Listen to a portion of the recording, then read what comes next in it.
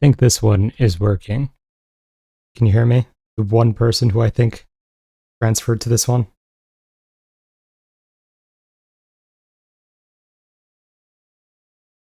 Yes, okay. There we go. I have no idea what YouTube is doing. The old stream just genuinely did not work. Let me try to link the people to the new one.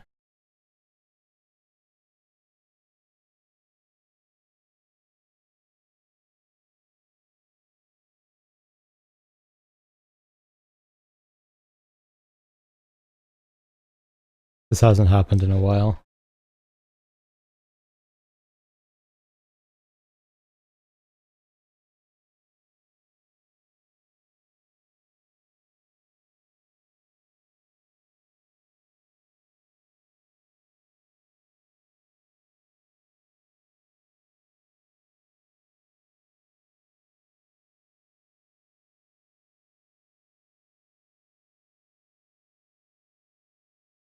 Sorry about that, guys. I have zero idea what YouTube is doing. How are you guys doing so far?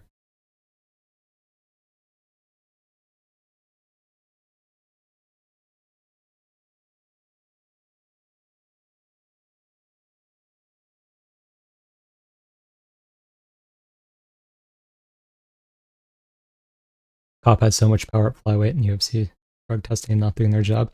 Yeah, he has a bit of a questionable physique, let's say.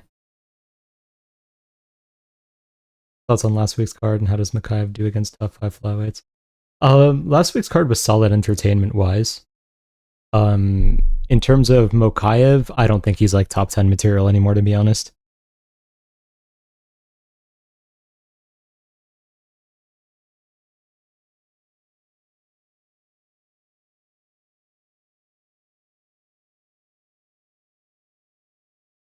I'll wait until people switch over to this one, so I'll do a few more minutes of questions than usual.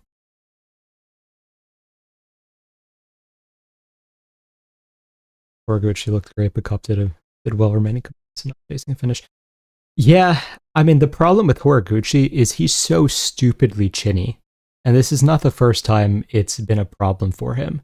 So he could be winning all of a fight, but if he gets touched once, he's going down.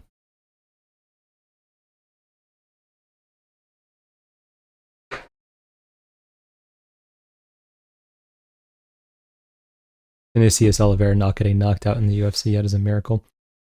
To be fair, he is very elusive, but he definitely does fight arrogant, yeah.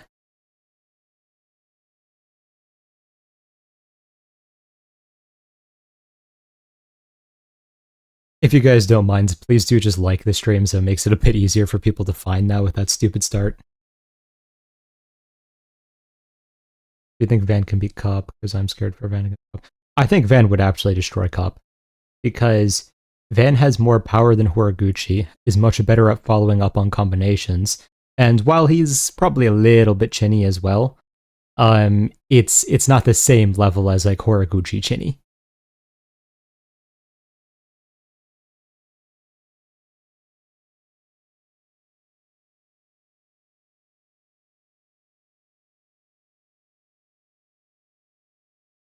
I'm worried for Van Chin might be chinny. He's definitely a little chinny, but but not as much as Horiguchi in my opinion. When you're recapping last week's cards, I'll probably do it at the end of this stream. I had the recap for the White House card already up. Also, I'll probably delete the. I should delete the old video, right? So it's not confusing people. Or the old stream that didn't work, I should say.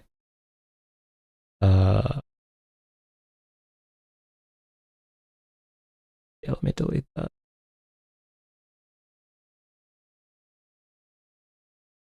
Alright, there we go, that's gone. Yeah, it says it was streaming, and I just didn't do anything. It's crazy. Thoughts on the new rankings?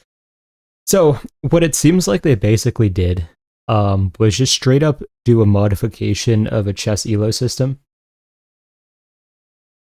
So, there are some benefits to that, let's say, in terms of it not really being biased at all. But there's also downsides in that it really just depends how you make it at that point. Oracle Bro Aswell Jr. might be pants, I hate to say. Yeah, I mean, there's a reason why I didn't try to work with him again. Hence, he seems like a good person. His camp is good, but he does not fight with the brain. I don't know what it is. Draft 4 looking amazing so far. Yes, I'm glad to see it worked well so far. Hi, Oracle. Hello.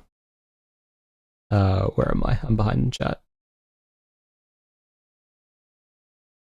Listen, Tyra versus Manel, I'd be nervous because Tyra's hit sucks.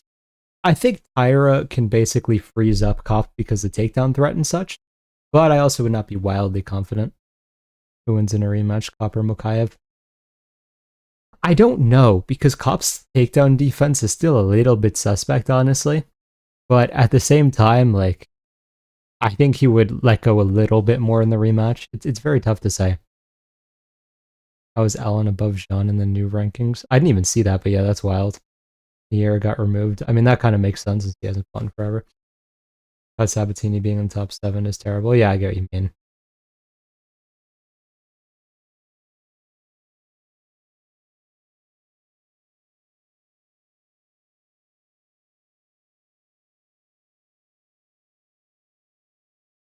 AI definitely needs more time to get more fights in the database. Its rankings are more accurate. I don't think it's about that. I also don't think they actually used AI. Because again, it just resembles ELO so much. And I've done like ELO analysis on it so like many times on the fighters and fights and such. And you end up with something like this. This is the only community I care to tune in to each week. Best one out there. Thank you, I appreciate it. What do you think of Fiziev, Ikram, and Shara? I mean, we'll get to that. What should Ira work on in terms of grappling? Just ground and pound from like basic positions, like half guard, mount, etc. He doesn't have to always go for the sub. And while he has used like ground and pound to help pass, or from of course a back mount, he hasn't really taken advantage of it from more basic positions and like actually look to cause damage or end the fight from there.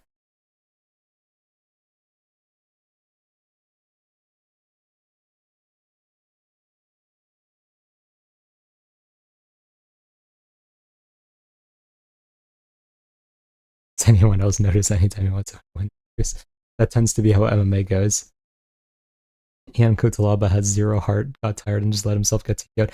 That was wild to watch. If he survived until decision, we were going to win the public log shot that I put out. We hit the cop one, and then I thought that Kotalaba would just survive because he is pretty durable, but he just straight up did not want to fight. Why do you think good ground and pound is so rare now? To be fair, I think that it's gotten more difficult to maintain top position in the sense of like fighters, even if they're not grapplers, know how to like bump and try to hip escape and stuff like that. So ground and pound does give them more opportunities to do so.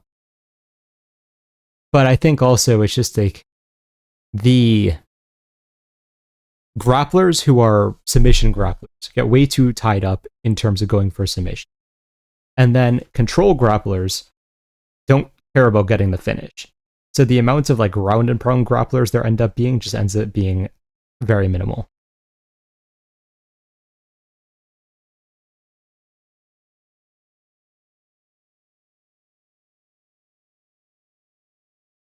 Kutalaba gained Omar C's quitting ability, apparently. Kutalaba was so close if he didn't try that suplex, he probably would have gassed out. I mean, he was going to lose regardless after he didn't get the guillotine, in my opinion. But, it's... yeah, I mean, that was just weird to watch. That's what made Khabib so good. The ground and pound, you're saying? I don't think it was the ground and pound itself. It was just about knowing how to control certain positions. Thoughts on Max moving to minus 240 and Connor to minus 195? I mean, Max will probably close around minus 150.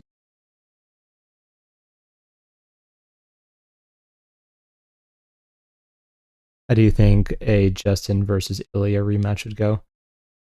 I do think that Ilya would probably finish him in a rematch, but it might take a little longer. Masuk Bagdasar needs to go to kickboxing after that. I kind of agree. That was not not a good sign for him. How does Prime Tony do against Ilya? I've seen the people saying like Prime Tony rather would beat Ilya.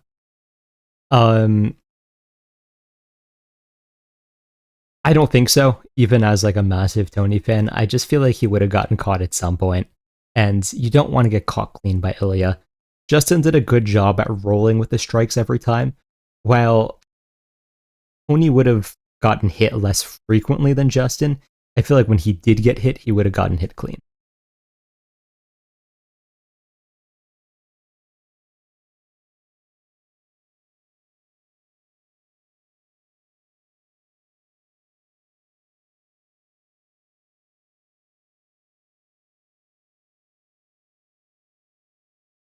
What chance are you giving Gary to win pre-tape? Around like 40 to 45%. Is Leon Shabazian the biggest victim in UFC history? That was bad. Yeah, I mean, there's nothing good I can say about that.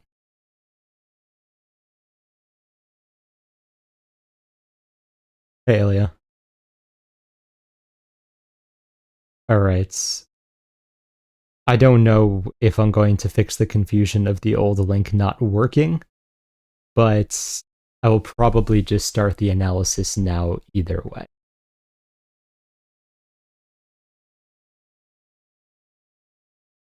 Again, notes out. Alright guys, we are going to start with the matchup where UFC has decided not to update either image. So starting with here, Abdullayev versus Jefferson Nascimento. Both of these guys are regional, have not debuted yet. One of them's an Azerbaijan native, which one is kind of obvious, so that's why they put this fight together. Starting with Abdullayev, he is mostly a striker, even though he definitely does have grappling if he needs it. He'll throw a few jabs and kicks, but he just kind of wants to land a massive hook or right overhand. There's no real nuance to his game whatsoever. He'll use subs defensively. If he does shoot a takedown, even though it's not a very common occurrence, he will chase finishes from there. He's not really defensively sound anywhere, but he is pretty good at keeping up a pace for like the full 15 minutes if he needs to. Nascimento is well-rounded, but he's also mainly a striker. He's a lot more volume-based than Abdullayev is. He wants to get into the pocket and throw combinations there. He definitely can be taken down, but he has good scrambles and his somewhat dangerous guard as well. He does have proven 5-round cardio, and because he does focus on body work, he can get more dangerous as the fight goes along. I was not impressed with either of these guys' tapes, honestly. Nascimento kind of has an argument to be in the UFC based off of like LFA accolades and such, so there's something to say about the quality of competition he's been fighting, but I just don't like his style. Abdullayev, on the other hand, has fought mainly cans. He lost to the only decent fighters he's fought. I'm going to lean towards Nascimento and say he takes a decision just because he's actually beaten decent fighters before, but it's just a kind of pointless fight in my opinion. Moving on to Matsumoto versus Bekzat. I'll put up a poll starting on this one. I didn't want to do it for the double debut.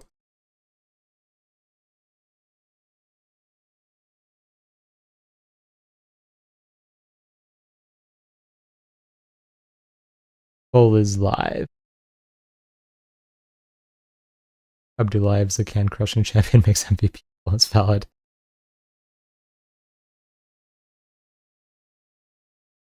I want Torres versus BSD if he wins this one.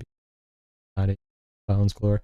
Valid, I just don't think that BSD is going to lose against Patty. It's possible.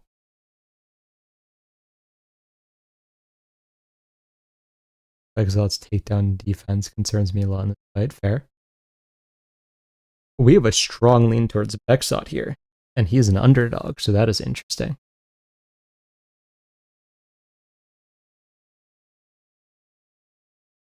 I keep giving Bekzat other young prospects. I don't get it.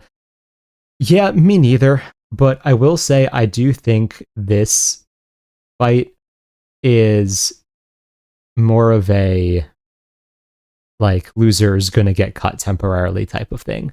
Not that they can't ever get back into the UFC, but I think it's like, okay, who are we actually going to try to push a little more and who needs to rack up a few more wins on the regional scene.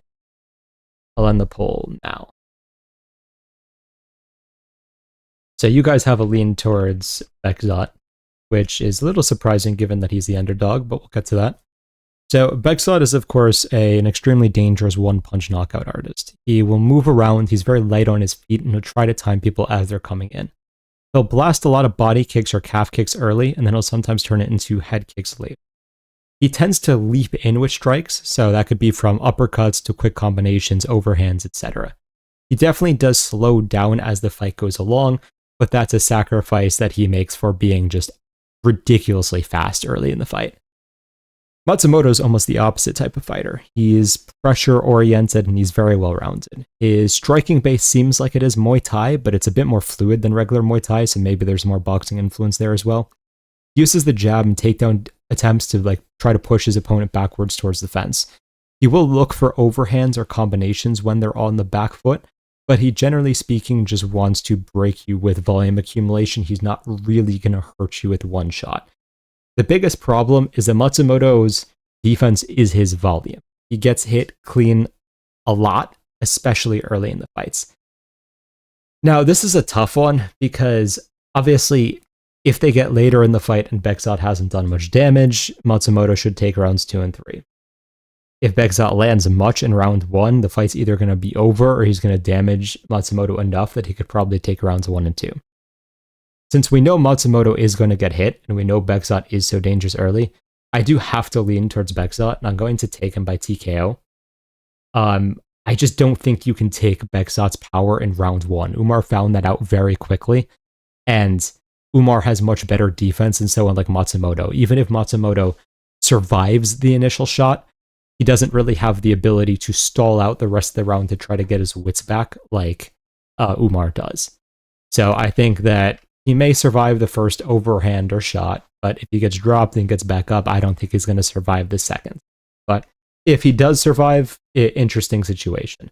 I am excited to watch this fight. It should be fun regardless of who wins. But yeah, I'm going to say Bekzat gets a round 1 TKO. Moving on to Daniil Donchenko versus Theodore, forget how to say his name, Berggren, I think? I'm not going to put up a poll for this one. A lot of guys don't know who Donchenko's opponent is, especially because he's short notice and regional. So I'll just get into this one.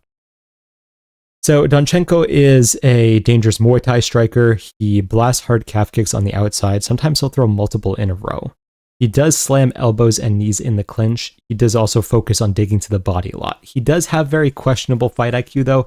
There have been multiple times where he could get a finish and then just either went to the ground when he shouldn't have or targeted the wrong part of the body, just weird stuff. Berggren is mostly a striker and he switches stances a lot, but he prefers seemingly to stand in southpaw. He blasts body and head kicks while he is in southpaw. He has an interesting boxing style where he'll mix the speed and timing of his strike. He does use a lot of head movement defensively, but he does have a tendency where he resets a little bit weirdly and can be caught when he does.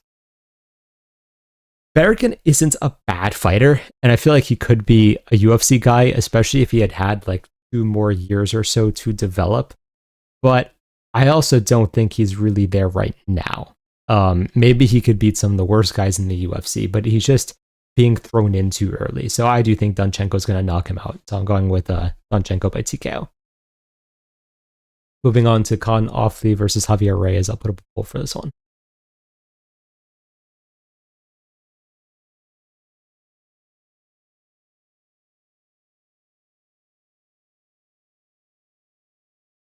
Fight Lab thinks it's an easy fight for Paddy. Why PST? I mean, I don't see how that would be an easy fight for Paddy, because if Paddy's not going to stuff takedowns, I mean, maybe he could get a guillotine on the way down, but if he doesn't, he's just going to get mauled.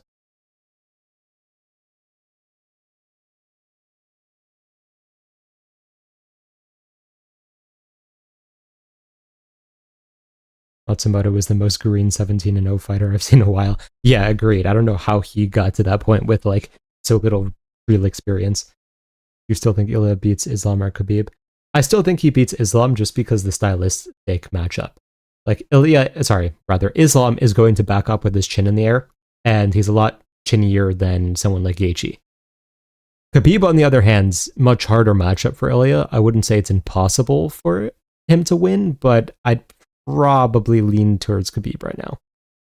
How good is Ilya's brother? He's pretty solid, especially defensively. Jan or O'Malley? I'd probably go O'Malley. What's your opinion on the meta rankings? I mean, I don't think it's a terrible idea and concept, but I just don't think it was tested enough. Doesn't Paddy have the grappling advantage against BSD? He might have the submission advantage, but it doesn't necessarily matter, especially if he doesn't have the opportunity to get anything off, because BSD can probably stay pretty safe in guard or half guard and just land elbows. Paddy's boxing defense is atrociously bad too, and BSD hits very hard in the clinch. Yeah, that is true. He could just land elbows.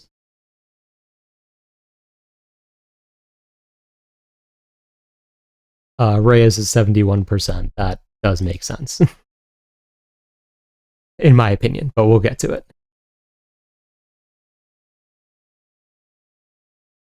All right, gonna end the poll here. We'll do the breakdown and answer more questions during the next poll.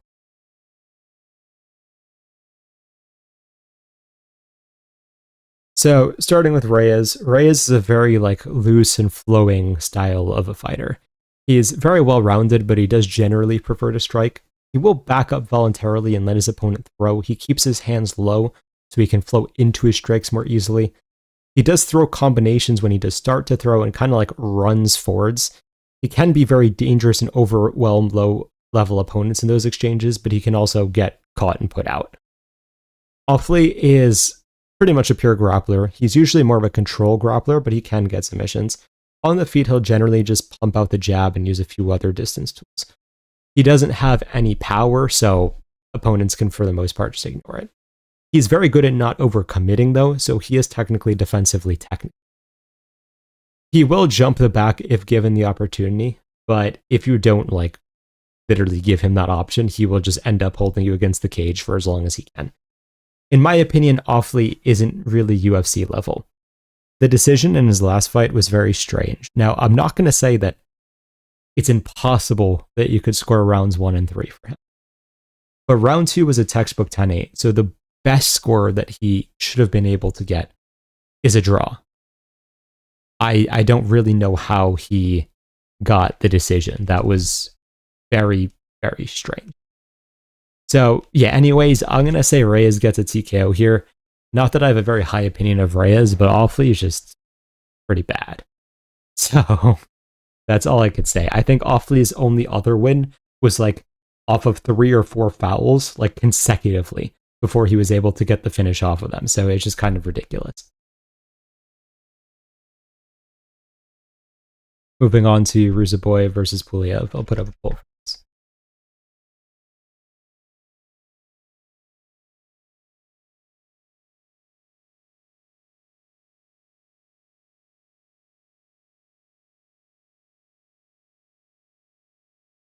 What was the pick for Beksot?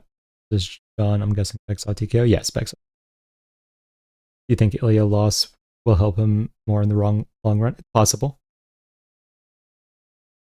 I think Paddy wins. He effectively did very well against Justin. I mean, Justin and BSD are very different types of matchups. It doesn't really matter how well or badly he did against Justin going into that fight. And the stats for Oflie are just tragic, valid.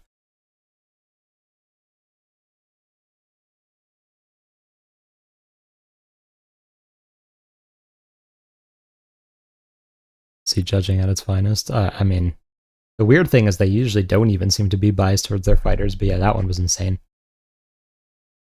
They gave him the decision because all of us live bet draw. Yeah, it felt like that. This fight might be a lock to go the distance. It's very possible, yeah. I think BSD is very reckless when he grapples I wouldn't say that he's reckless. I think that he's very careful when the matchup needs to be. If you look at how he wrestled Rufi, he was not giving Rufi any opportunity to time the knee because he knew that was going to be the danger. So you saw him not really commit to double legs as often as he normally would. Instead, he ended up wrestling on the body lock. I could see him doing the same thing against Paddy, and I don't see Paddy doing a good job at defending the body lock. That'll be his technique, yes. Yana Marab has changed it all. I'll still probably go Marab, but his smash to nose is not helping my confidence there. people think Pulyaev is good because he got 26th out of an extent, yeah. Well, to be fair, 83% of you have Ruziboev, so I don't think the consensus here is that Pulyaev is very good, but I'll get into the breakdown.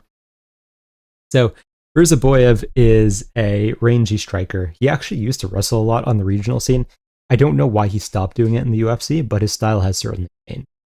He tends to use his length to try to find counters with the right hand or his knee.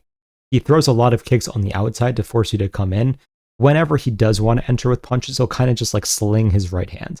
He can be very vulnerable in the pocket if you can get there because of the fact that he is so rangy. Pulyaev is a southpaw striker who lands like who stands pretty much literally straight up. His main weapon is his left leg. He will just blast the body kick repetitively. He'll switch to calf kicks if his opponent is southpaw or is switching stance. He's good at poking with the jab or countering with the left hand if given the opportunity, but he doesn't really have much power in his hands. Because he stands so tall, his movement is a little bit weird, which definitely can lead to him getting hit a lot more than you would think. He does seem to have a pretty crazy chin, though, what we saw in the Adaba fight at least. One thing I will say, though, is that Gaudier just had no idea how to deal with an opponent circling. So, yes, while I do think it showed that Pulyaev has a good chin, he definitely could survive to a decision here. I wouldn't be wildly confident that he is going to. So I am still going to pick Ruziboev decision. I think he's just the better fighter. I think he can land the right hands. I think maybe he could get a few knockdowns or something. Yeah, I'm leaning towards Pulyaev will survive to a decision. But let's say Ruziboev has better follow-up than Gaudier or is going to go to the ground and look for a submission there. I mean, everyone who's slamming goes the distance. It kind of feels like a trap, if you know what I mean. But we'll have to see what happens there.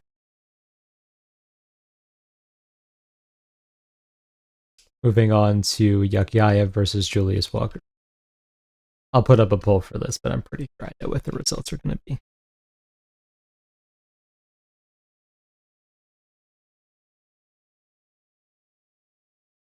Hey, I'm amazing. To get through a few more questions. Go so far behind the other nerds, it's baffling to me. He's very technically sound and doesn't really take any risks, but he has no danger factor, which definitely makes him feel anticlimactic. Picking Pulyaev by split decision, I mean, that is a pick. That is a much better striker than Benoit. He might be a little bit of a better puncher, but I think even that could be a stretch. I think in terms of kicks, BSD is significantly better, and in the clinch, BSD is levels ahead. So, Patty's boxing, maybe you could argue it, but I don't think his overall striking is better than BSD's. Is Kyle even really a karate guy? He says he is more of a brawler, like compared to Wonderboy. Okay. Well, he kind of took the karate style a little later in life. He's not someone who started with it at a young age like Wonderboy. I wouldn't say he's a brawler. I do think he tries to be a sniper, but I don't think he's like a pure karate stylist. Yeah, I agree there. Thoughts on max training with JDM? I mean, it's a weird style to get in for Connor, but I mean, overall, it's solid. Can't wait for your opinion on Islam versus Ian. Valid. DDP or Usman? Probably DDP. Yakhyaev at 82%. I'll end the poll here. I'm actually a little surprised that some people went for Walker, but fair enough.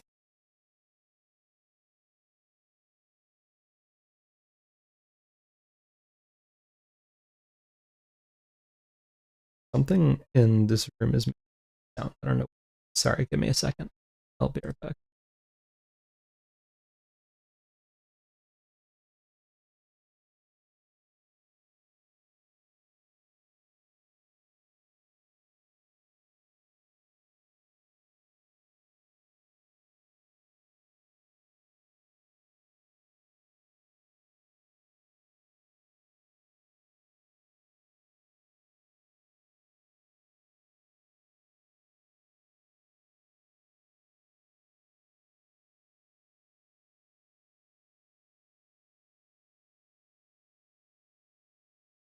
Okay, I think it's my PC, which is a little worrying, but it should survive the stream at least. Okay, anyways, I'll get into the breakdown of Yakhyaev versus Walker. I may go a little quicker than usual because I'm worried that it's going to crash, but we'll see what happens.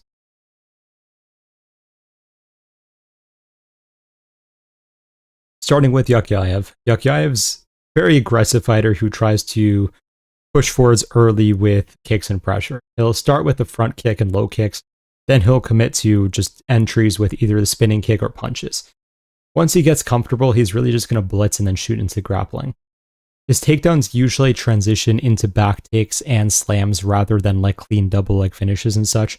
He's extremely offensive focused. He's just going to create chaos early. His defense, as we saw last fight, not optimal to say the least.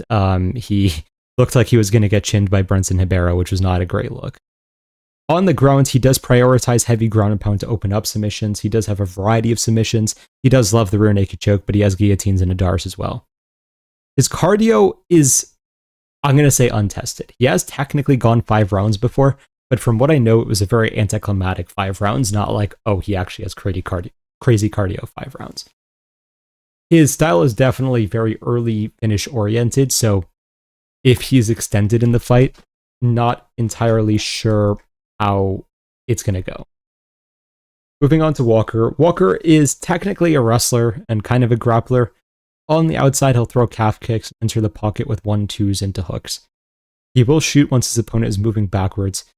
It used to not be clean double legs. He ended up just like pushing them to the fence, then trying to pull them down afterwards.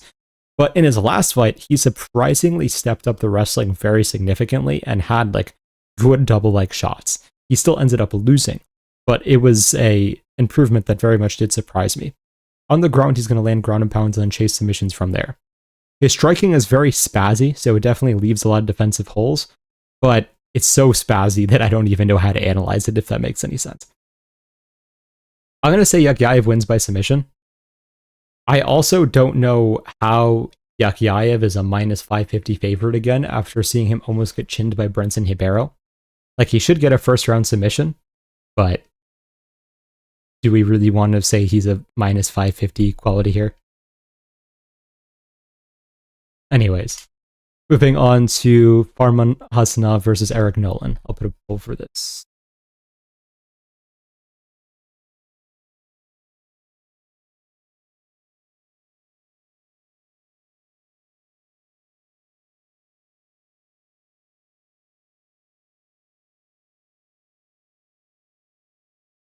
I could see Yakhyaev getting his first decision win here. Walker has grit and good ground. It's possible. Pulyaev versus police officer. We'll talk about that at the end, maybe. Could Patty catch a BSD with a guillotine? Hooker had many attempts, which forced some desperate bails. It is possible. I think that is Patty's best path to victory. Can Connor be ranked at 55? Yeah, he could probably be ranked. Picking Walker because Turkey just got swept in World Cup when everyone thought they were going to be at dark horse. I mean, fair enough.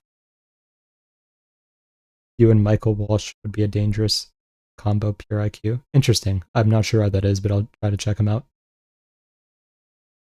Walker does have 100% defense. So true. Nolan being the underdog surprised me. We'll get to that. Hasanov has some nasty ground and pound. That he does, yeah. I wanted to pick Nolan because he's Yakhyaev. But his cardio and grappling are pretty bad. And rounds up to fair.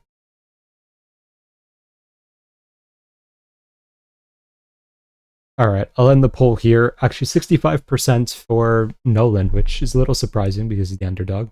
Interesting.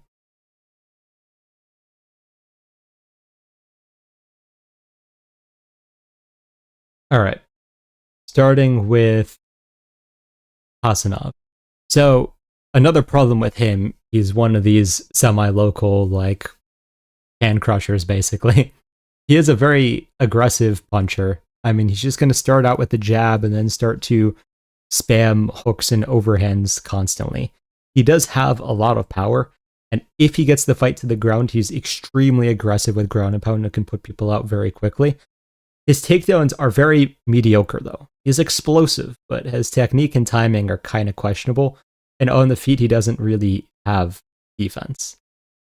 Nolan is well-rounded, but he's mostly a boxer with powerful hands. He starts off his work with the jab to get his timing, moves his head as he enters, then looks to land like hard combinations. He's a little stiff in how he throws them, but they do have impact. He does have pretty good wrestling fundamentals overall, even if it's not his strongest suit. His biggest weakness is that his footwork isn't spectacular, so sometimes he can get behind, it can get him caught. Now, again, another fight with regional prospects. It's just so hard to pick a winner. But I honestly really did not like how Hasanov looked on the regional scene. Like, if you're just a hook spammer, can you have success in the UFC? It's possible, but will I pick you to win a fight? Probably not.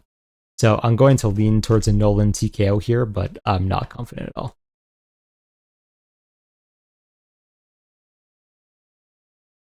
All right, moving on to the promo. As you see, it looks a little different this week. One of the users last week off of the algorithms and my reads hit this. So I think the visual speaks for itself, but for the people who just listen and do not watch the stream, it is a plus 10,000 play, $1,000 profit from just a $10 bet. I've done the pitch many times. I genuinely believe my tools are the best in the space, and if you're at all an educated bettor, you're going to do very well in the community. Only $25 a month. Link is in the description here, or at least it should be if it copied over correctly when I made the new stream. Obviously, always feel free to DM me with questions. And yeah, I mean, we're doing amazingly there right now, so I hope to see you guys there.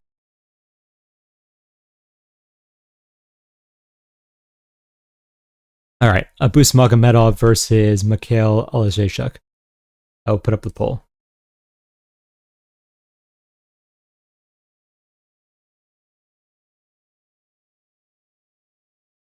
Thank you.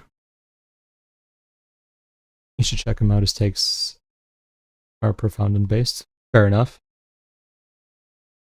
Honestly, drop his name in the Discord or even DM him to me on Instagram so I remember to check him out, because I will forget his name probably. It's kind of sad that Taporia brothers balance each other out. One has a god complex, the other has a savior complex. Without each other, neither would be as good as they are. That is true. I think that their discrepancies in styles is also very, very interesting.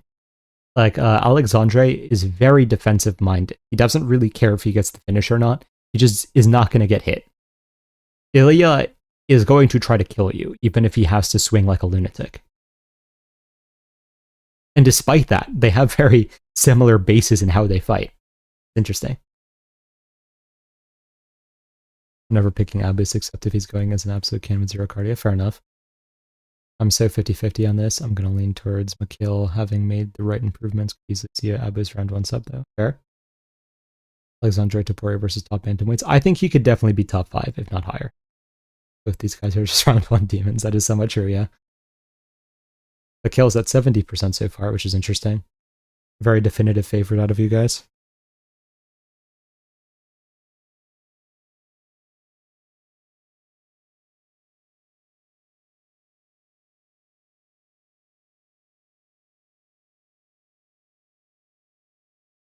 All right, I'm going to end the poll here.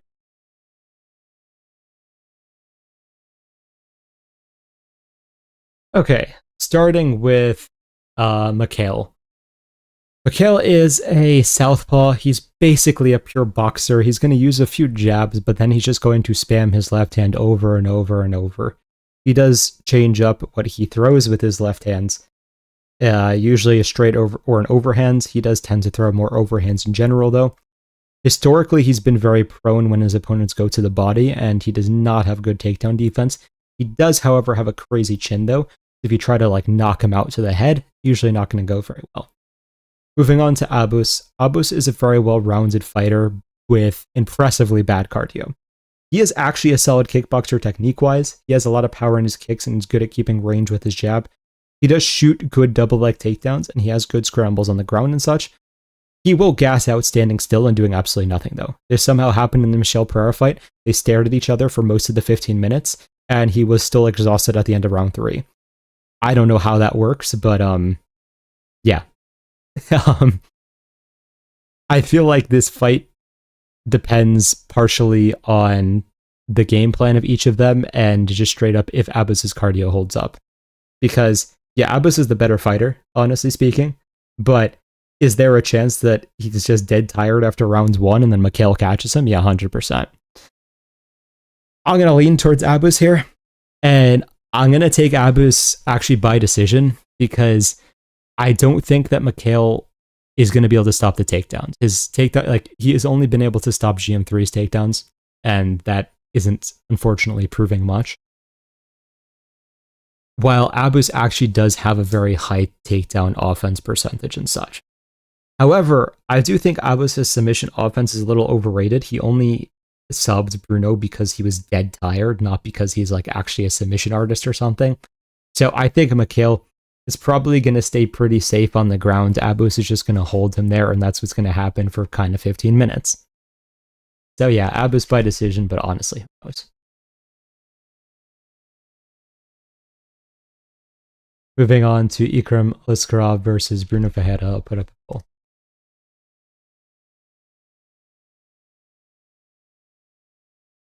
Poll is live.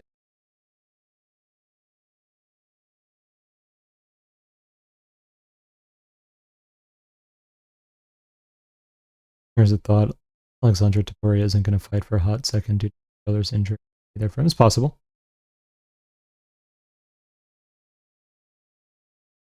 How good is Michael Morales? I mean, it's hard to say right now. You saw Piotr Jan on the come up with his finishes and a very dominant performances. What would you expect of him? I mean, it's hard to like remove the obvious hindsight bias. I would probably be pretty high on him given his technique, but I can't like fully put myself in that position, of course. How would Alexandre Topuria do against O'Malley? I'd be worried about Topuria just getting half kicked a lot against O'Malley. I think it's a very winnable fight for him, but I would be kind of 50-50-ish on it. I was just so bad when it comes to subs. You did a phase bar in Japan.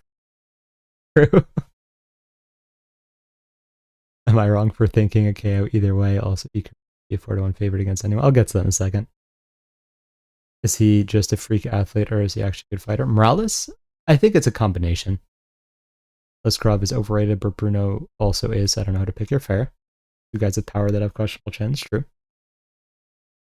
No idea how a guy that got chinned by Whitaker is a minus 300 against the heart. Yeah, that's a good question. Is it just me or does Abus only have bad cardio when he fights in the US because when he fights anywhere else has gone 3 rounds? That's a interesting observation. I didn't actually really look at location much when I was doing tape study. That's a good point. I'll have to look at that. Do you think Almakhan was just stupid to abandon the calf kick, or was it an adjustment by Topuria? Topuria made some adjustments that made it tougher to land. Alright, I'm going to end the poll here with Ikram at 62%. So, starting with Bruno. Bruno's a power puncher. He's going to move around on the outside and wait for his opportunities to explode in. He sometimes chains punches when he does explode in, so you do have to be vigilant the whole time. You can't just be off your guard after he throws the first punch. He does have a judo background. He likes body locks and throws to get the fight to the ground. He will change his style and start moving forwards if he isn't having success on the back foot. He is bad at controlling on the ground, but he is very aggressive and good at locking up quick submissions in transitions. Moving on to Ikram. Ikram is a dangerous finisher from all positions. He uses his jab to set up power shots on the feet, but he tends to kind of like wing power shots. It's nothing very technical. He does have one-shot knockout power, but his defense and chin are both abysmal. His footwork is also pretty terrible, and beyond that, he's slow. So the combination is just kind of devastating when you put it all together. He is very strong, though, and shoots well in the double leg. On the ground, he can modify position well and work as a submission. I was very torn when I was picking this fight, because I could so see Bruno chinning Ikram in like a minute. I feel like, though, that Ikram has the quote-unquote easier path to victory here. If Ikram starts shooting takedowns, I don't think Bruno can stuff them, and I think on the ground there is a massive discrepancy. So, I'm gonna say Ikram wins by submission, but I'm not very high on that. And similar to you guys, I am very surprised that he's a minus 300 favorite. That does seem a little bit ridiculous. So I don't know what the odds makers and sharps are seeing that I'm not. Anyways, moving on to Charles Johnson versus Asu Almabayev. I'll put up a poll for that.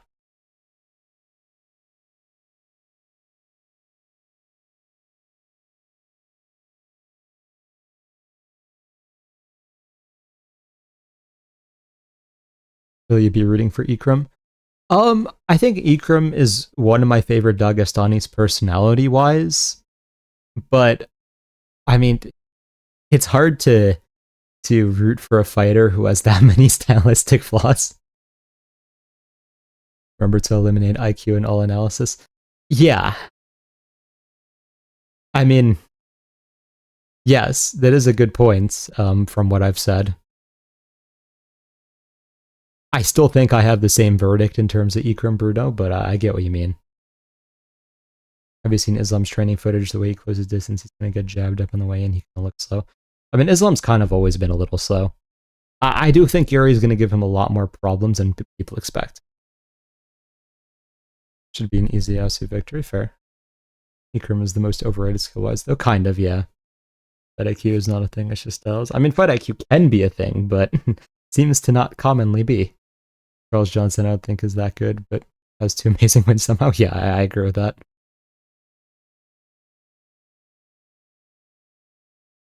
Bruno hasn't really chinned anyone in a while, to be honest. That is true. Alright, I'll end the poll here with Asu at 73%. Alright, so starting with Asu. While he is a pure wrestler, he does definitely like to set things up with his striking. He will blast kicks or hard overhands to force his opponent to get their guard up and defend. Then he'll use the opportunity to shoot under, and he'll kind of just keep chaining takedowns until he gets to the position that he wants. On the ground, he tends to look for the back and the submission, but overall ends up just holding position most of the time. Because he swings so wild, he definitely can be caught on the feet, and he also can be a little bit low volume at times if he is uncomfortable. Johnson's a volume-based striker. He starts very slowly and tends to get behind early. He does well when he can use his length while moving forwards. On the flip side, though, he does very poorly when moving backwards. He does mix kicks and punches well, but because he's big for the weight class, he's very slow for the weight class in my opinion. He is generally very open to lead hook counters because he will crash into the pocket. We've seen that multiple times now. He still does not have the best takedown defense, but it has improved considerably. Even though Charles Johnson has the wins that he does, I don't think he's ranked level. Now, Almabayev, in all fairness, is not the best either. I do think he's a little bit overrated. I think that he got... I mean, I'm not going to say lucky because he did set up his submission against Alex Perez, but I do think that there are a lot of... If the fight happens like 10 times, I could see Perez winning like at least 4. So, while I am going to lean Almabayev here, I am not the highest on his skill set overall, but I am going to say Almabayev wins by decision.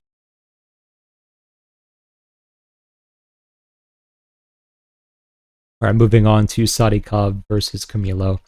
Put a poll for this. Oops.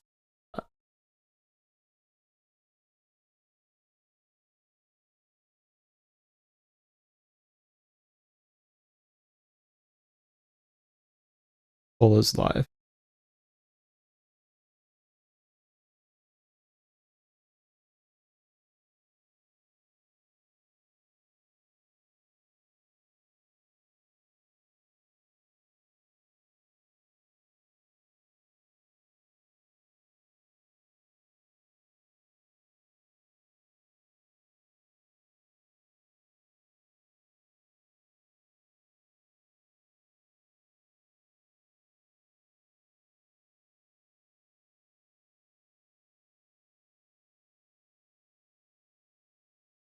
Top couldn't even chin him.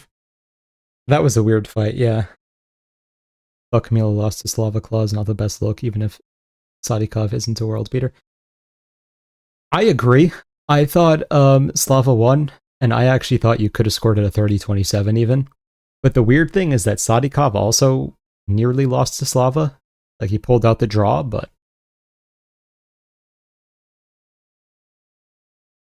in terms of fights and not necessarily big names, this fight night is surprisingly great on paper. Yeah, I get what you mean. I kind of agree. I think this will go exactly like Camilo versus Gabe Korean. That's possible. 82% for Nazim so far. Why didn't you stream for the cop card? I just had so much to do last week. I did want to stream, and I actually did very well on picks, ironically, the one card I don't stream. But yeah, I just couldn't get it done. Camilo sucks. How are the odds? As close? Sadykhov isn't exactly good, but stylistically, I don't think he has anything here. Something interesting is that Sadykhov opened at like a minus 145 or something. Did you pick cop? Yes, I did. I picked cop by TKO. Rufy versus Arman. Rufy. I'll end the poll with Nazim at 81%. So, starting with Nazim. Nazim is mainly a striker, but he's generally just looking for a place to finish the fight. He is a finisher at his core. He uses a high guard, and he is very shoulder roll dependent, but it is an educated high guard, so he makes sure to move it to actually block stuff. Because he's so focused on the high guard, though, he will just eat any leg kick you throw at him whatsoever. He does take his time to get reads, and he is a little bit tricky. He focuses on hooks and head kicks mainly, which is interesting. His takedowns are mainly double leg attempts. They honestly are not the greatest overall, though. And he does always fall behind on the scorecards and have to make a comeback.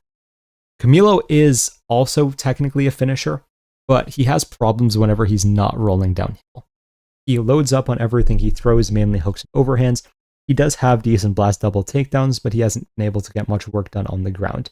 He does seemingly have extreme cardio issues. He does have a better submission game than people will think, given what they've seen so far, but we'll have to see if that becomes relevant in this fight. He can be countered on the feet because of how much he loads up, so you kind of can catch him coming in. Both of these fighters were very wildly overrated. Like, people thought Camilo coming into the UFC, there was a narrative that he could be ranked, and people for a while thought Nazim was very good. Nazim getting knocked out by Ziam, in hindsight, is a lot worse than it seemed in the moment. I just thought it meant Ziam was that good. After seeing Ziam versus Nolan, it may just mean that Sadykhov kind of sucks. I think that Nazim has a much worse chin than was expected. He doesn't really have good defense anywhere, that we knew at least. And when you're so reliant on coming back in fights, there's a point at which it just doesn't work because someone will put you out. Now, can I pick Camilo? No, because I just don't love his skill set. So I'm going to pick Sadykhov by late TKO. I think it will happen again. I think, as you guys are saying, it'll be like, okay, Camilo's having some success early, Sadykhov survives, puts him out in late round 2 or round 3. Very possible. This may be the fight that is the parlay breaker, though. I could see a world where Camilo, training at Extreme Couture, is actually getting better, comes in and chins Nazim instantly. Like, it would be funny, but it's also very possible. So, while Nazim definitely should win this, and I am taking him by TKO, I don't think he's the guy to put in every single parlay if you're betting on this, if you get what I mean. All right, moving on to Shara Magomedov versus Michel Pereira.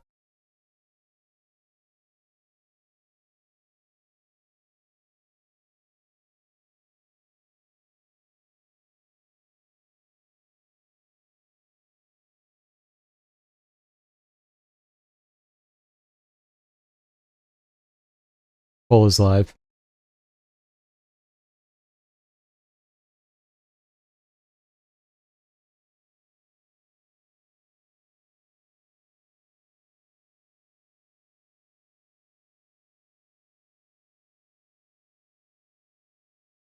Two cans fighting as a co-main. Yeah, I agree. Can you develop a bit on the Rufy versus Arman take? I'm interested now. So Arman isn't someone who can just dive on takedowns. Like, BSD is a lot better at getting to the takedown. Now, his wrestling itself is worse than Armin's. However, he has more nuance and doesn't have to rely on just shooting blast double legs and such. Armin has to set things up with his striking, and then he can shoot under. But his entries are actually fairly predictable, and his striking itself leaves a lot of openings, especially to the check left hook, which we've seen many times. Rufi loves to go for the check left hook. It's probably his favorite tool, maybe after like the lunging right straight. So I see Armin starting off overextending, getting chinned within 2 minutes. Love the poll names, thank you. Thoughts on the Dustin Poirier situation? After I do the main event, I'll talk about it. I hate picking Michel, but Shara has negative grappling. Might have to pick Michel sub at plus 500. Fair. Kind of crazy the statue of gases used to be super entertaining. Yeah, it is wild. This being said, the day the fights, Michel benches 3 planes. That's wild. Rufi versus Justin. I think Justin colds him. Rufi would put Justin very. How would psychopathy help in the octagon, though? I mean, sometimes reduction of emotions can help you. Buffy genuinely take Michel Scholl. It felt like it, yeah. All right, I'll end the poll at 96% for the Pirate.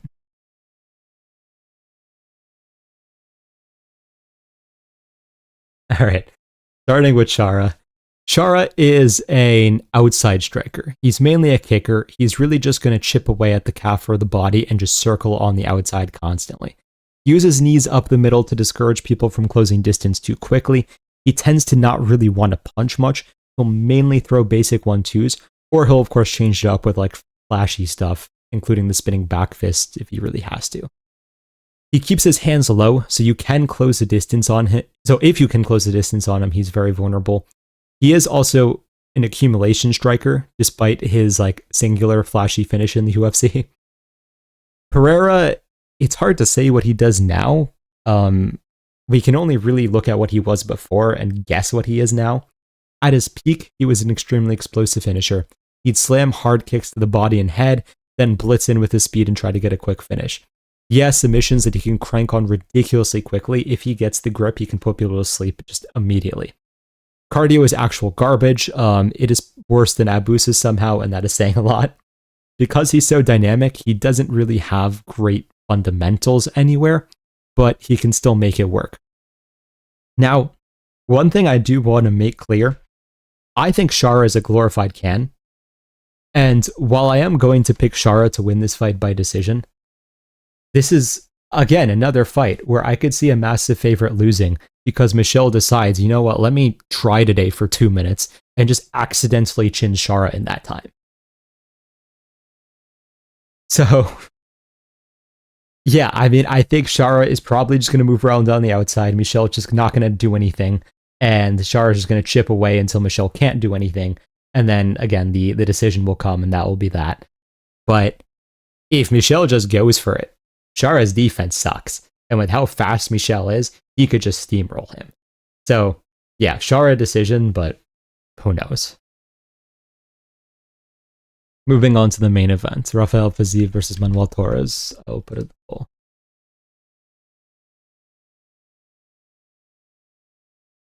Poll is live.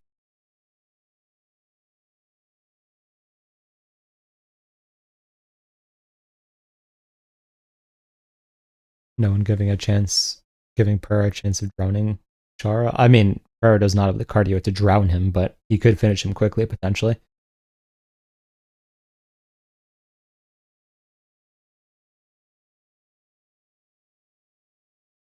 Do you think he finishes Michel? No, I think it's going to be a decision, but it's possible. We're going to boo Pereira so badly. Yeah, probably. Can't breathe Pereira versus I can't see Magomedov. That would have gone crazy in 24. Valid. Both are awful.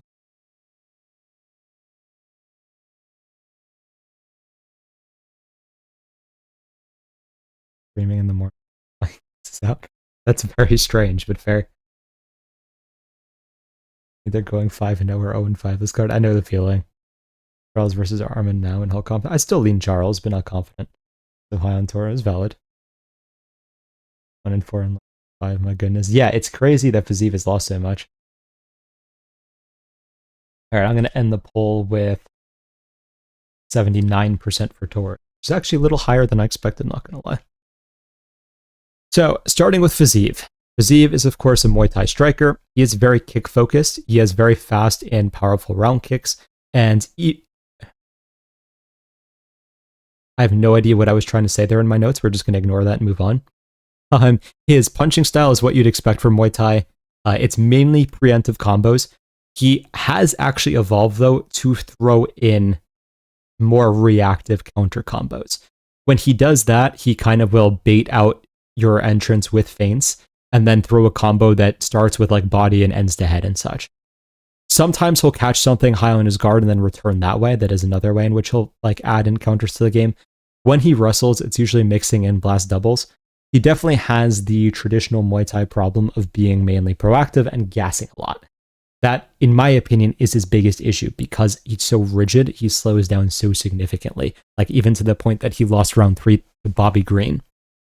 Moving on to Torres. Torres is a very dangerous first round finisher, but the interesting thing is you wouldn't expect it from how he fights because he's very relaxed and doesn't like chase the finish.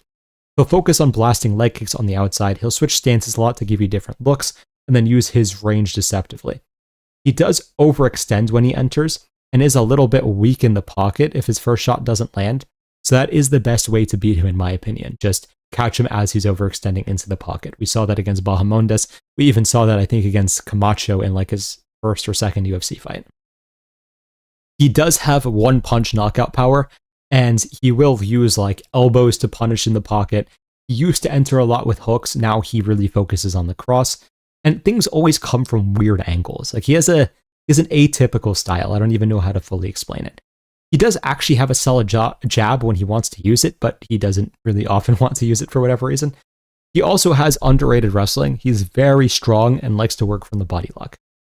Now, this fight, in my opinion, is going to be the footwork advantage for Fiziev versus the power advantage from Torres. Because Fiziev is, technically speaking, the better overall striker. Now, that being said, he has a much smaller margin for error because Torres can take a few shots, and he has gotten rocked a few times, but he does recover well and he can wrestle if he needs to. Meanwhile, if Torres lands once on Fiziev, he's probably out. I'm going to pick Torres by TKO. And now the reason why I'm going to lean that way is that Fiziev has a problem with pulling back from right hands in a way that longer opponents still end up catching and hurting him. We saw that against Rufi, that's how he got put away. We've also seen that in his previous fights, even if it hasn't had as catastrophic consequences. Torres loves to enter with the right the same exact way as Rufi did. So I think that we could see an instance in which Fiziev is winning the minutes and is looking good, and then all of a sudden gets caught by the right hand and is flatlined. So yeah, I'm going to say that Torres gets it done by round 1 TKO again, but I am actually not as confident as I thought I would be.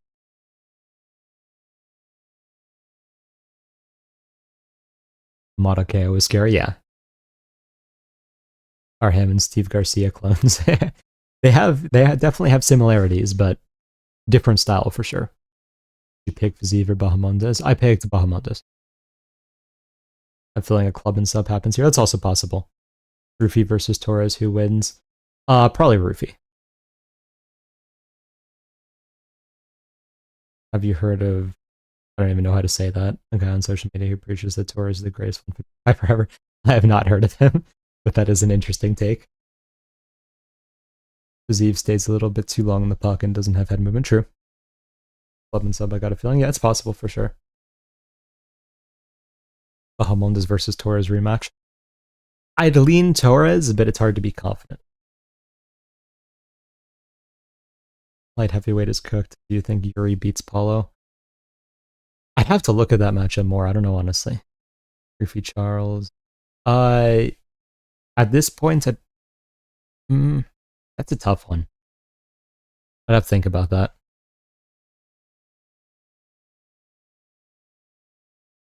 All right, moving on to the promo screen. If you were not here earlier, then you missed my spiel then. But basically, one of our users hit this during the last event. This was just a basic parlay put together off the algorithms and one of my reads as well. So, if you guys are educated bettors, which most of you probably are if you are watching, you probably are going to do very well with the tools we have in the Discord. I genuinely believe they are the best tools in the UFC space. It's only $25 a month. The link is in the description here, and feel free to DM me on Instagram if you have any questions. Now I will get to whatever questions. So, Dustin Poirier thing. Everyone's asking about that. I'm going to cover that first. Some of you know this, some of you don't know this. I have a very low opinion of Dustin Poirier. I don't think he's a very good guy. I think he's a fake nice guy. I know some stories about him that are not great, to say the least. You can kind of tell based on his behavior in a lot of circumstances that, to say the least, he has demons, if we want to put it generously. A lot of people have good things to say about him also. That is what it is. And in the end of the day, everyone can believe what they want. I'm not going to try to convince you guys if you're a fan of him and such. But yeah, I'll just say that I was very unsurprised that Poirier did that, and I would expect a lot more of it out of him.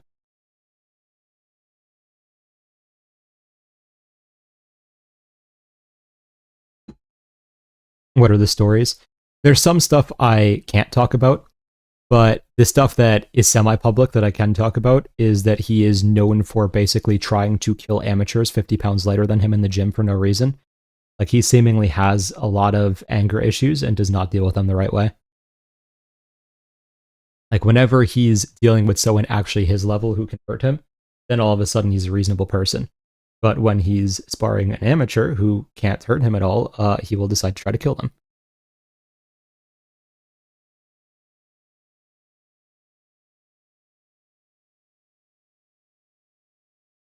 Who's the pick for the main event? Torres TKO.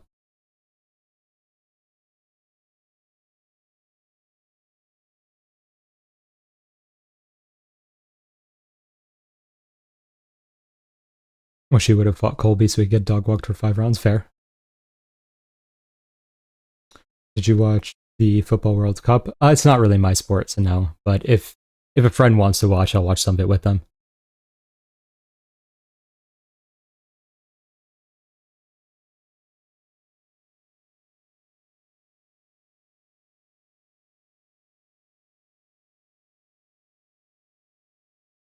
Dustin is literally OYN. I don't know what that means, but fair.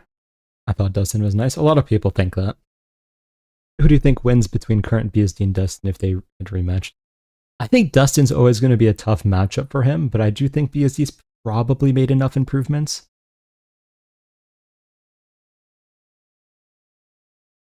There's a public video of him trying to kill a guy up by mauling him in the gym because he hasn't been going up to the gym. Yeah, and that's like that's what's public, so you can imagine what's not public.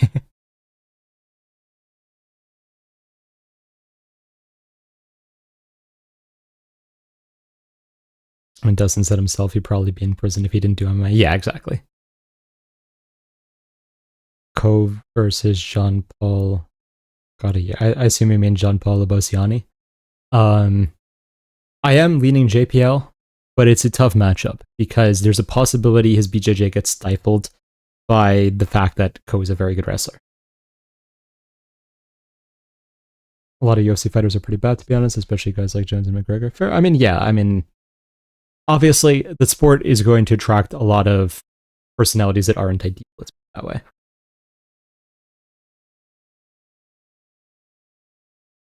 YN equals... Oh, okay, got you. Thank you for clarifying that. Do you think if Dustin hypothetically came back, he could beat Justin? Yeah, I do think he would, honestly. Dustin no longer a member of the Boys and Girls Valid. Are you going to recap last week's card? Yeah, sure. I'll do that soon.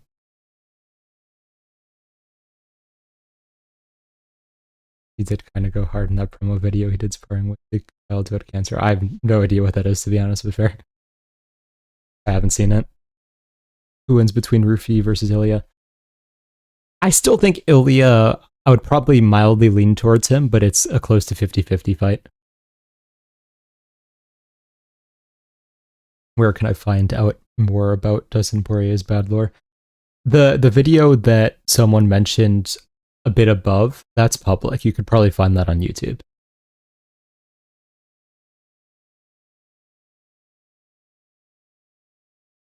Gaethje wasted his whole career not using his jab. Yeah, if Gaethje just wanted to actually use technique earlier in his career, it would have been a much cleaner career. For most of Dagestani guys are actually good people. I can imagine that most of the people in the region are actually good people, for sure. I think, as you probably know, if you've been around for a bit, I don't have the highest opinion of a lot of stuff that Khabib bin Islam and that team has done. Why do you have a low opinion on Justin? I think technique-wise, he is very poor usually. Like, again, he has... If there's the argument, if it works, it works. But I think it worked a lot of because Ilya was off, not because he actually would beat Ilya on a normal day, honestly speaking. But yeah, there's a lot of just very weird stuff Justin does technique-wise.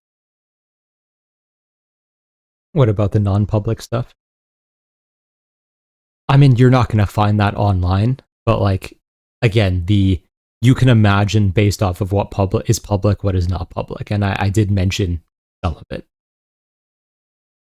I try not to go into too much detail because, like, people don't love you telling these stories, and yeah, I mean, generally speaking, this is why the whole thing with Gary and whatever, that whole drama of Gary unfollowing him, like, I understand Gary's point of view here, whether you like or dislike Gary or whatever. If someone hasn't explicitly given permission to publish sparring clips, you shouldn't. Now, this might seem besides the point, but in the sense of, like, when you're training with people and you know people in the gym and such, a lot of that is supposed to stay there. So I don't like bringing up stuff that I know that isn't supposed to be public.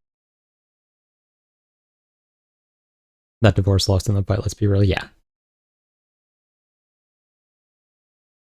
Like, even though Justin is arguably the greatest win on paper in MMA fish, I feel like he's very overrated and lose to anyone in the top 5. Yeah, I agree. Who's the most popular fighter you've sparred with? I don't want to say that because that will bring on a lot of other questions and also to an extent dox my location. But I have sparred with a former champion, let's put it that way.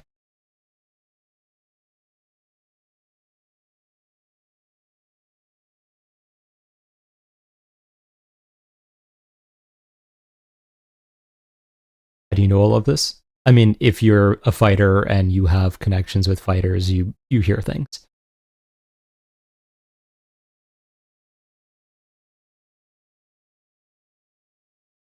Do you think Oleksiejczuk could do well in the UFC?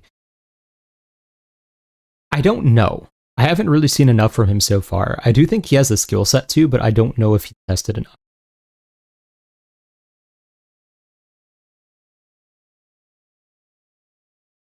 What background did you train in? I started out karate stylist. I developed with Muay Thai, boxing, etc., and like pretty much pure striking. I added in grappling later, but I've never competed in full MMA. I've only competed in striking only. Were you able to hold your own? I mean, let's put it this way. When I sparred with this person, no one thought they were going to be a champion. So I was very surprised they went as far as they did. Obviously, massive respect to them. They're a good person.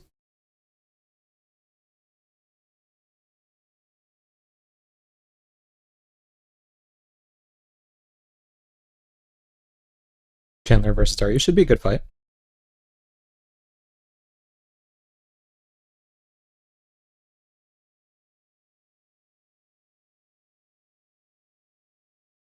Dustin knocked me out via flying knee where we were trying to take that's valid. Deceived by Dead Orchard 100%. Kevin Borjas is a top 10 flyweight somehow. Yeah. UFC champ or some other promotion? Yeah, UFC champ. Do you think they watch the Octagon Oracle streams to match JPianco together? That would be hysterical.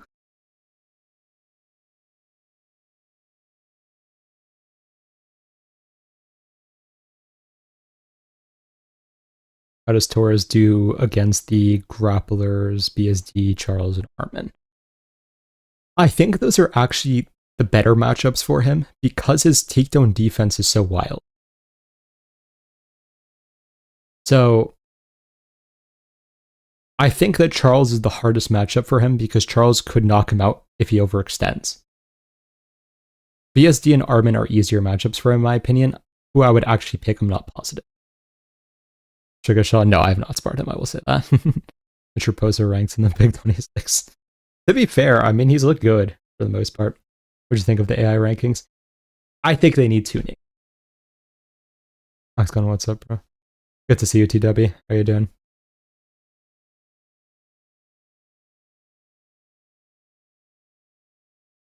Corey likely took the Gaethje win hard, having never had an undisputed belt yet. Dustin endured to the end with a great show and story. Fair. Torres feels like a Dustin who will never touch gold but get very far. I could see it. I mean, I would like to see how good Torres would be if he went to a bigger gym. Because if Torres fixed his footwork, he would be very scary.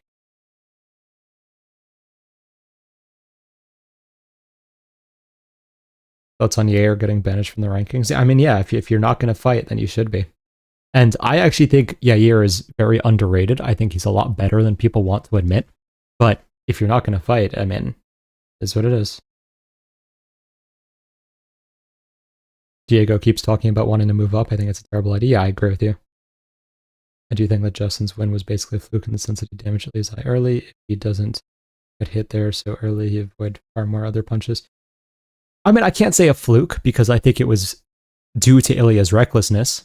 But I do think, again, that without the divorce, without all those situations, that Ilya fights more measured and probably.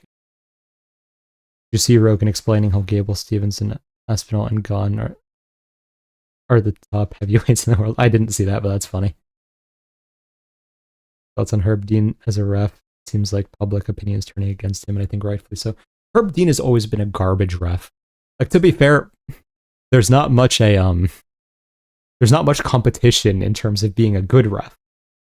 I'll say the reason why I despise Herb Dean as a human being is because he refused to take accountability for anything.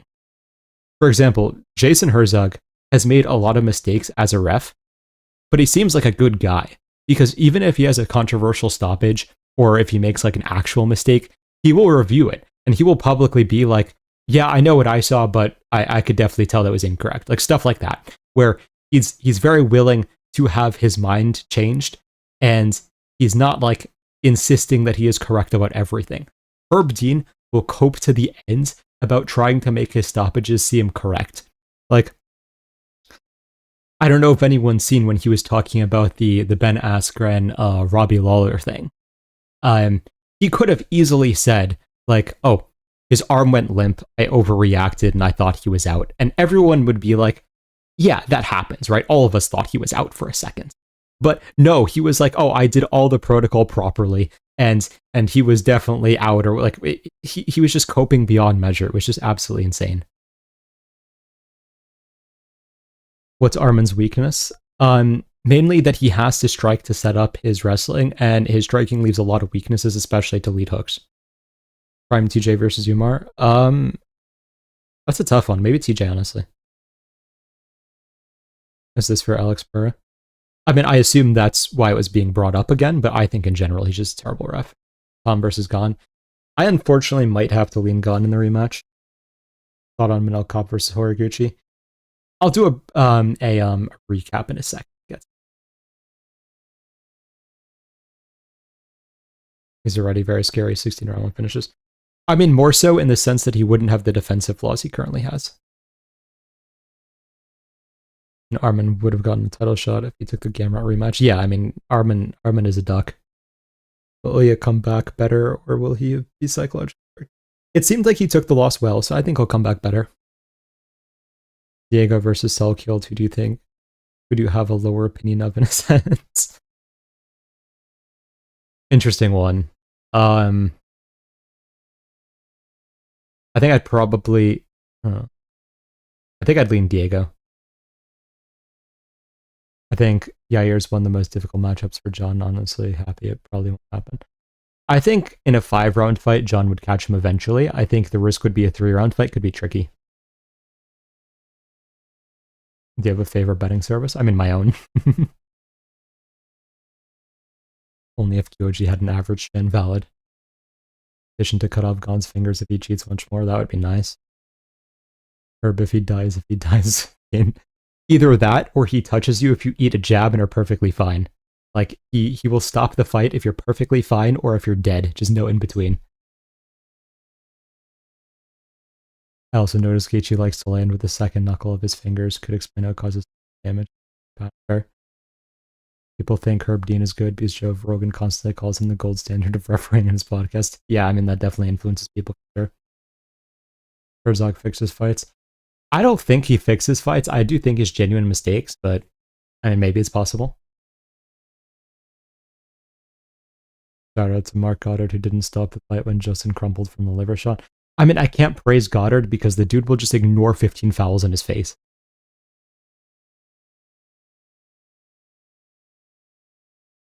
There are at least 4 clear back of the head shots in the Pereira versus Don fight under incident. How he can't see it. Yeah, it was very obvious. Good bro, trying to recover on all fronts of the Ilya loss. Quad down him. You on the books. It'll get there for sure. I mean, I think the coming weeks are definitely gonna be easy, hopefully. Dominant Cruiser Jan. Probably Jan, but I couldn't be too confident. I think Gon beats Tom. Very possible. What I don't like about the Herb Dean back of the head narrative is the health-wise anywhere in the back of the head is dangerous, not the spine narrative. I get what you mean, and I'm fine if they want to like stipulate, hey, these are illegal, these technically aren't, even if it is somewhat dangerous, yeah.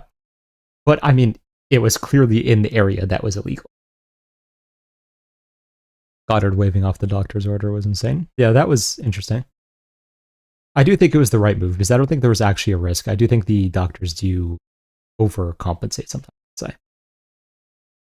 What active fighter do you despise the most? Ooh, interesting one.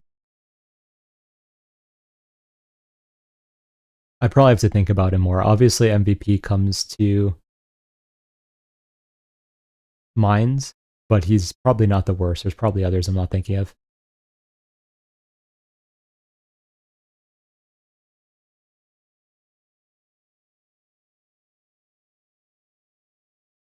Where is Yair Rodriguez? I have no idea.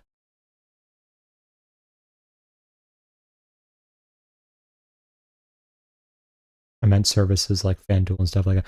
Oh, okay. I mean, it really depends what your intention is. FanDuel has the best prop odds.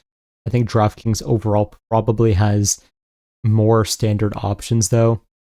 Stuff like Polymarket, again, takes away the sportsbook edge, which is nice. So there's a variety. Surprising Gaethje doesn't break his fingers every fight if he does plan on leading with the second knuckles. Yeah, valid. Thoughts on Muhammad Yahya? I mean, at least he has heart. Also, I find it crazy how referees can just ignore doctor recommendations. But yeah, I don't know if it's a good or bad thing because to be fair, it's never gone badly. But I don't know. Is Jubilee the worst fighter in the UFC right now? No, I mean it's obviously like the what would I put it? Embarrassing way his fight ended makes it feel that way. But like technically speaking, he's not. Are there any good refs? The UFC deserves a better class of refs. Honestly, it doesn't feel like there's any good refs. Arman next for Justin. I think there's a higher chance Arman never fights again, to be honest. Alex versus Tom. I don't know. After seeing how bad Alex was looking, I might have to lean Tom, even though I really thought he would beat him before that. There's not a single good rep. There's not life with. Yeah, I agree there. Pereira versus Herb for the interim Heavyweight title, make it happen. True. Right now, Gable Stevenson is 100% at 1 most hated. That is very fair. Anytime a fighter gets remotely close to hitting the back of the head, other refs immediately give verbal warnings, but her aren't true. I think we need more video reffing in tennis. You don't expect the umpire to see exactly ball hit. Video isolates foul, but nothing is done in the UFC. Yeah, it's definitely very questionable. Connor versus Justin, prime for prime. I'd say Justin breaks him late. Oh, Connor will put him out within 1. Don't you hate Drew Dober? I definitely heavily dislike Drew Dober, but I can't say he's like my least favorite. Like, I don't know anything out of the octagon that's bad against Dober, about Dober rather. Refs, I feel, are too scared to step in for back of the head shots, but they don't want to really finish. I mean, it's still illegal is illegal. And I understand there are circumstances in which back of the head shots are legal, as weird as that sounds. Like, if the fighter is moving as the fighter is throwing a strike and then it hits back of the head, technically I believe that's legal for how like the rules are phrased. But there are very clear circumstances like the Gon Pereira one where it was definitely illegal. Fluffy versus Robocop has been rumored. Thoughts on that fight? I got Robocop around 1 TKO. I think Fluffy is going to get underrated after just a loss to Strickland, who's literally the champion. I don't really have a high opinion of Robocop. He could catch Fluffy. It's possible. I think Fluffy will break him. Breakdown is Islam versus Ian. When I do tape, we'll do a proper breakdown of that. Shogun MMA fighter, not good ref. Fair. I'm not sure. I'd have to look back. Why do you think Armin doesn't fight again? Few things. First of all, UFC hates him. Second of all, the whole betting issue. He may not be allowed to fight because of the betting issue. Between the two of them, I could see the UFC giving up and just being like, we're not going to even pretend that you are allowed to fight.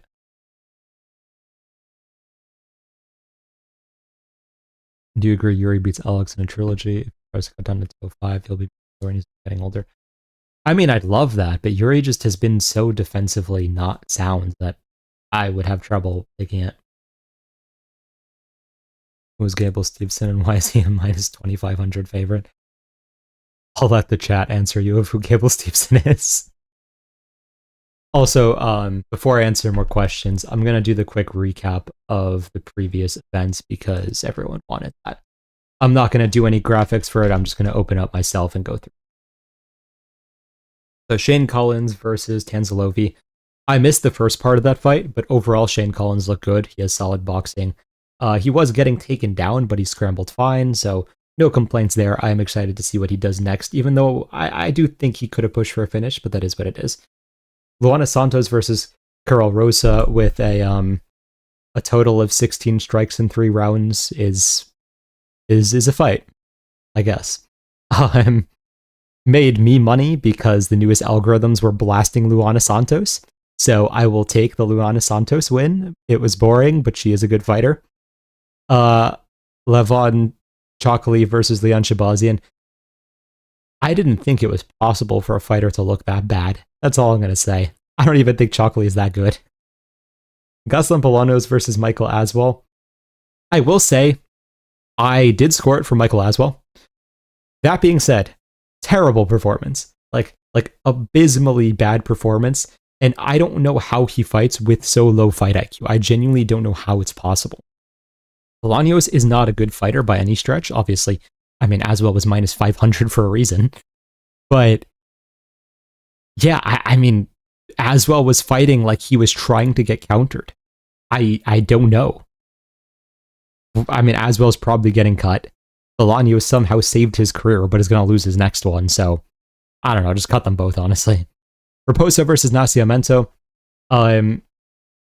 It was a pretty fun fight. I mean, Raposo moved around a lot on the outside, but he was landing pretty clean. He's a solid boxer.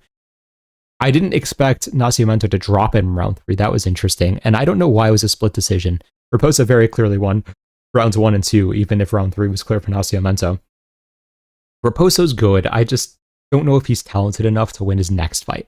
We'll see who that ends up being. But I did get Raposo decision right, actually, so I'm happy about that. Pia versus Mullins is why fight IQ matters in MMA, and you can get to top 10 just by having decent fight IQ.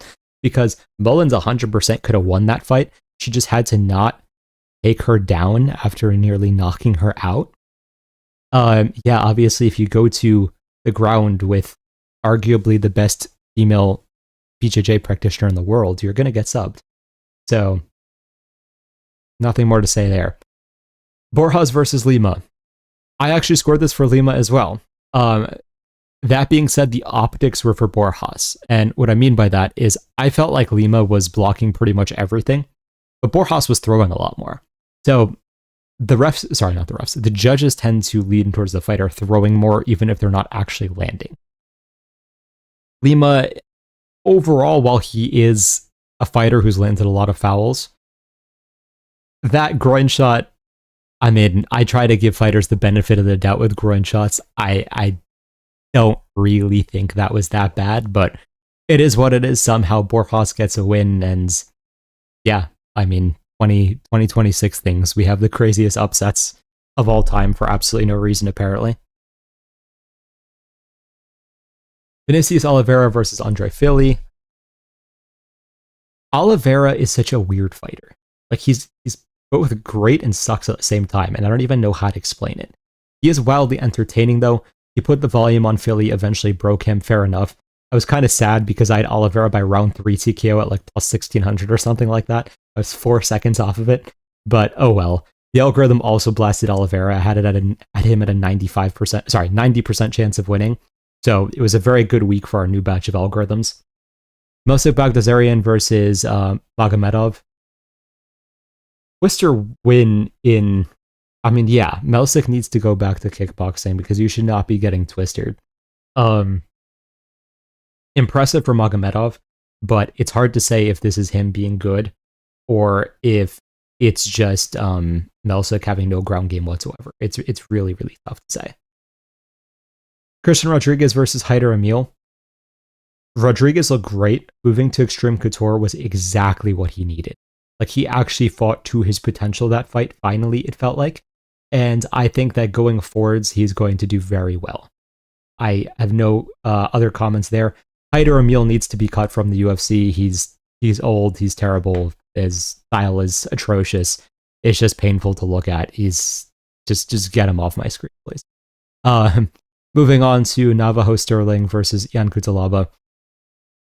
Cutelaba definitely had a chance with that submission, but as soon as Sterling escaped it, it seemed like the fight was pretty much over from there. Cutelaba just did not want to fight. The way Cutelaba just melted after I think he failed the takedown, right? And then he just gave up. That was surprising to me.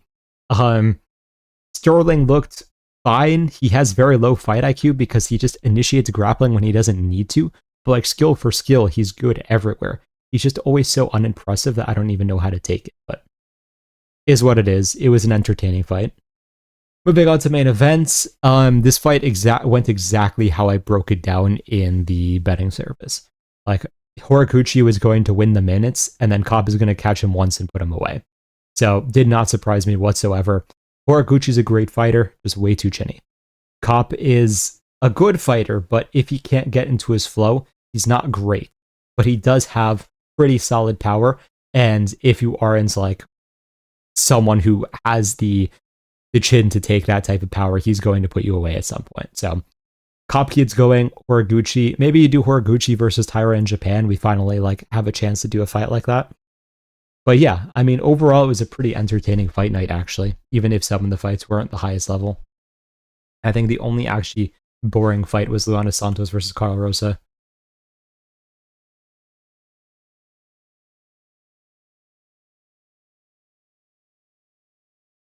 If Conor didn't take the Floyd fight and stayed focused, how do you see... I don't know where that comment went, but I assume you're saying, how do you see the Khabib fight? I think that Conor would have definitely had a better chance. Both his combos in round 1 were cool and body valid. Did you already give thoughts on Jamal Hill's probability of success at heavyweight? Is this a good injection for heavyweight? I mean, he was already a fat light heavyweight. Like, he's a middleweight. He should have moved down to middleweight, not up to heavyweight.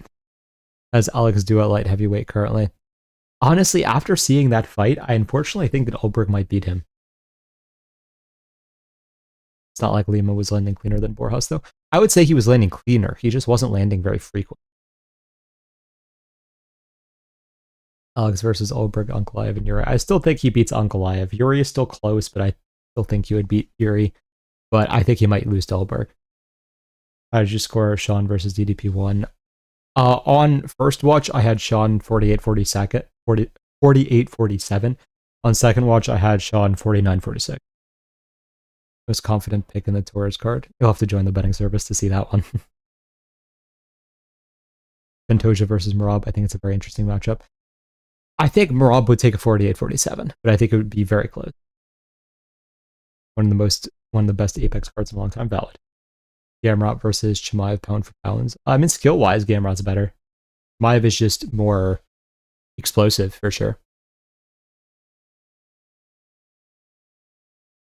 Have you seen Hill looking like current DC? Yeah, is not good. I think Hill does pretty well. He has cardio. I mean, he just has such terrible footwork, though. And of course, like, all of his weight is in his stomach. I think what Horiguchi did wrong, he kept trying to beat Kopp the same way he did in the first Kopp fight. Although watch Kopp versus Horiguchi. I don't think that's necessarily a bad idea. I think the problem is that it's just a really bad stylistic matchup for him.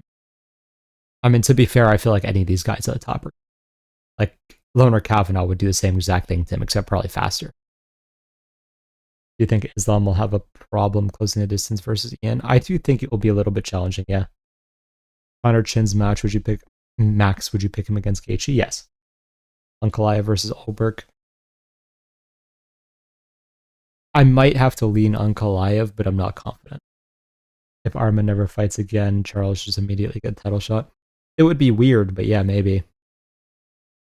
Then Emmett Hockett versus Anthony Pettis Smith Fernandez. 3v3.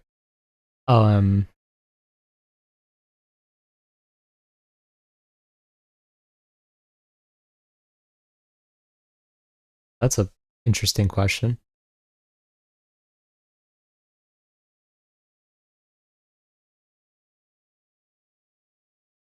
I'd have to think about that more.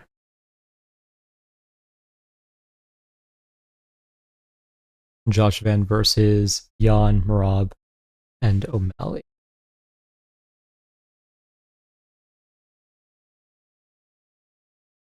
I think that Van has a solid chance against Jan. Merab might be a little bit tougher, seeing how easily he was getting taken down by Tyra. O'Malley is an interesting one. I could see it going either way. Remember the other day you were saying Gamrot would probably beat Islam. Can you elaborate on that? I mean, Islam is not going to be able to wrestle against Gamrot. Like, at this point, we've kind of established you cannot wrestle against Gamrot. It's just not going to work. So it turns into a boxing match. And I honestly respect Gamrot's boxing more than I do Islam's. Now, do I still think it would be a close fight, and could Islam win? Yeah, for sure.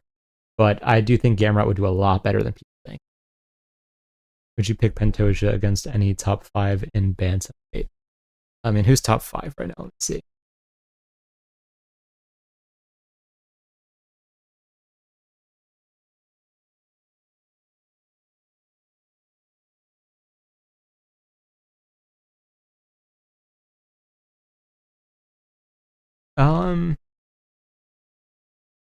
It's weird because I could see Pantoja beating a lot of them, but I also wouldn't be confident. I'd really need to know.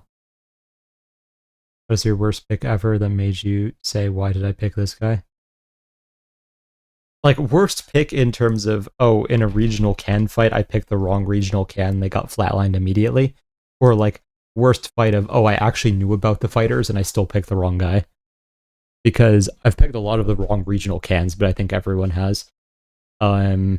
If we're talking about like high level fighters, like why the hell did I pick them? I'd have to look back, honestly. I don't know. Maybe like Nate Landwehr against Cub Swanson.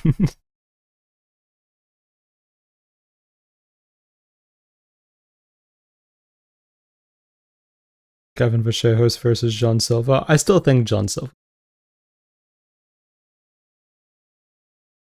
Berggren on Pulyaev and Costas a rock, paper, scissors. Fair. Anderson's max. How do you see him doing against Ilya and Islam? I think both. I mean, he could catch Ilya. He still could catch Ilya for sure. I don't think he'd beat Islam at this point. I'd still probably pick Ilya and Islam against him, but I wouldn't be shocked if he caught it. Ethan Ewing versus Freed prediction. Pre-tape, I would lean towards Bosch. Are you still picking Van versus? Probably, but I'll have to do tape again. Are you picking Van by TKO against Pinto? Probably TKO. It's a shame they didn't use camera to fight Islam. But yeah, for sure. High level fighters, I mean, then yeah, probably what I said. Yeah, Yara versus Vachejos. I'd still probably take Yara actually. Pereira versus Gon in a rematch. I mean, I'm gonna pick Gon because the way the first fight was going did not look good for Pereira, even if the ending was not ideal.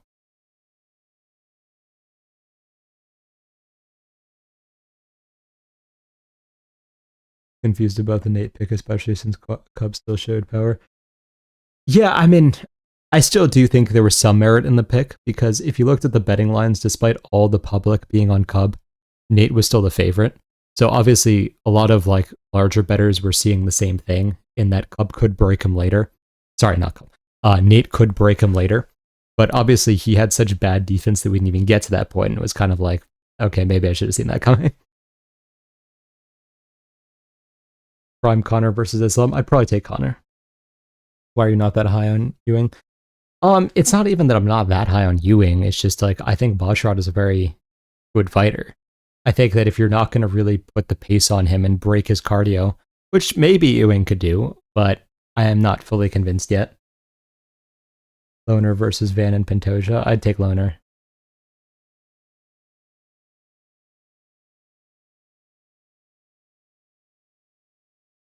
All right, I'm probably going to wrap it up for the night here. If you guys are not in the betting service already, I mean, as demonstrated on the screen, there's a lot of reasons to. So join the link in the description or DM me with any questions on that. I appreciate you guys all being here. The event is going to be at a weird time because it's in Azerbaijan, just a heads up so you guys don't miss the event because you didn't know the timing. So yeah, I hope you guys have a good night. Enjoy the event if you are going to watch, and I will see you guys next time.